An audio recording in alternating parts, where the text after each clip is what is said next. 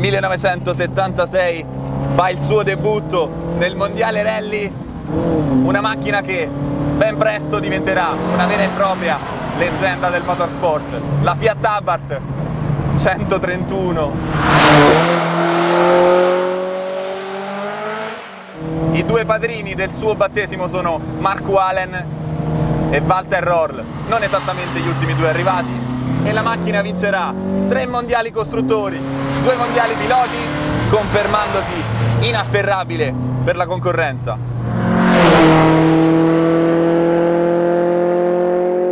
Sono due gli elementi che mi hanno convinto dal primo istante che ho iniziato a guidarla, dalla prima curva, e sono il cambio e l'avantreno. Ha una direzionalità sui trasferimenti di carico. Quando uno dei due ammortizzatori smette il suo lavoro in compressione e lo trasmette all'altro, con una sincerità, con una linearità e una progressione che si amalgama con quella del posteriore, che è l'altro elemento molto progressivo, soprattutto quando la coda inizia a scartare. Lo sterzo è molto demoltiplicato, quindi le manovre, oltre al fatto che ci vuole una certa forza per eseguirle, non vengono facilissime quando si tratta di curve strette. Nel momento in cui la macchina è già lanciata, l'estrema direzionalità dell'avantreno aiuta lo sterzo ad accontentare tutte le richieste più spinte del pilota, cosa che purtroppo non può fare su questo esemplare nella maniera in cui vediamo fare alle vetture da corsa, perché sulla stradale in questo caso non è stato montato un differenziale autobloccante, era optional. Il posteriore è estremamente progressivo, fenomenale, è il motore e la sua erogazione. Il fatto che sia ovviamente un 16 valvole lo aiuta molto, e che abbia questo doppio carburatore optional. Sentite che voce.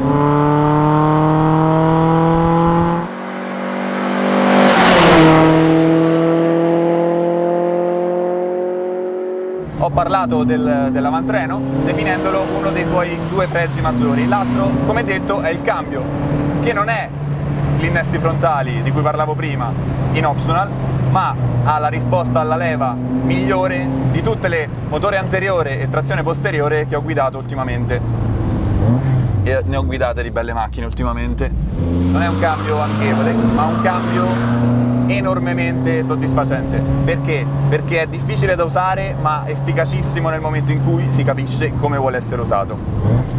Deve essere usato senza la minima esitazione, senza la minima timidezza. Non bisogna essere violenti, c'è differenza, bisogna essere secchi e precisi e decisi. Non perdona assolutamente le indecisioni e soprattutto le pause di esecuzione. Vuole che il movimento sia lineare, fluido. La pedaliera e l'asta del cambio vanno usate in perfetta sincronizzazione, altrimenti rifiuta la marcia, e non è la miglior cosa da fare quando si va in giro con una macchina che grida a battaglia solo a guardarla.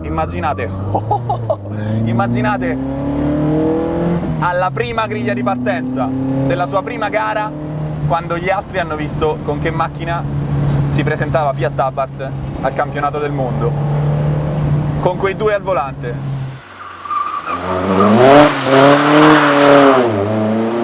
Era terrificante, anche a scapito purtroppo della nostra amata Stratos, che come sapete è stata forzatamente mandata in pensione per fare spazio a una macchina più commerciabile, che ha promesso e ha mantenuto, dando una gran bella botta al marchio Lancia già in tempi non sospetti, o almeno abbastanza sospetti ma non così tanto. C'è da dire che avercela con il 131 è veramente da pazzi, perché è una macchina infernale. Però non era la stessa cosa.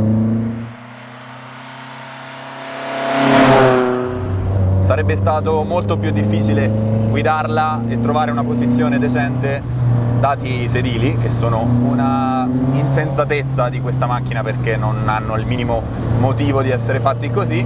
Diventano quasi contenitivi, almeno per le parti più basse del corpo, perché sprofondi talmente tanto che alla fine ti ritrovi almeno lì avvolto. Il problema è che servirebbe essere avvolti anche un po' più su e possibilmente anche un minimo alle spalle, ai fianchi, cosa che qui non succede assolutamente. Il volante non originale, questo è un calice, che è in questo caso indispensabile per guidare. Io adesso sono nella posizione che preferisco, ho le braccia per il mio stile di guida comode, ma la forza che devo applicare sui polsi, anche così, quindi nella mia posizione, è talmente tanta, soprattutto nelle curve più strette, quando il sedile non mi aiuta e mi devo aiutare per forza in altro modo, dove posso con il piede sinistro e dove non posso con i polsi, ritrovandomi a faticare molto più del dovuto, soprattutto nei tornanti come questo. Chiaro, la mancanza di un differenziale la sento tutta, è una macchina che con il differenziale diventa di un divertimento davvero unico, anche così non se la cava male. Non è un'auto assolutamente elegante, ma è molto elegante il modo in cui si muove. Vedendola passare, fateci caso, come trasferisce da un carico all'altro, come cambia direzione con questa faccia cattiva che gli hanno fatto. Come fa ad essere così diretta, così precisa, senza il minimo filtro? È uno spettacolo. Non è amichevole, almeno il suo impatto, anche estetico, non ti mette a tuo agio assolutamente, anzi è sfidante, e questo prima ancora di accenderla.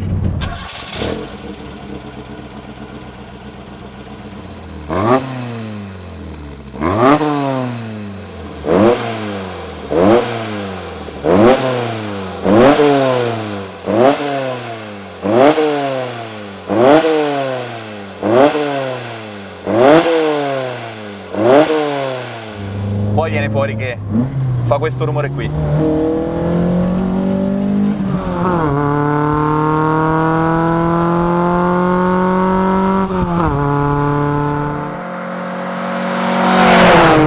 Ma il cambio è qualcosa di troppo bello, troppo bello.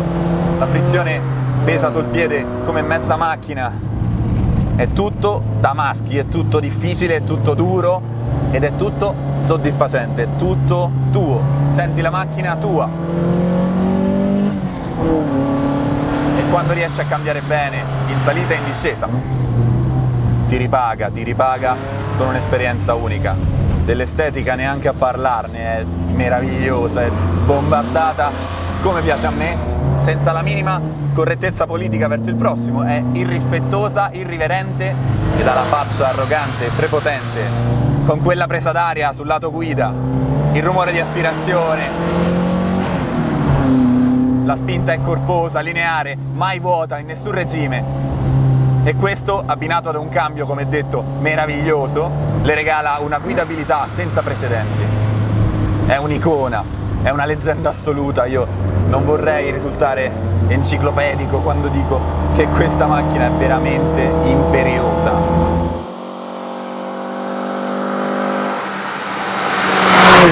Il suo territorio di caccia preferito sono le grandi curve dove si può tenere giù tutto. Lei è un taglierino, non si scompone, non chiede grosse correzioni allo sterzo.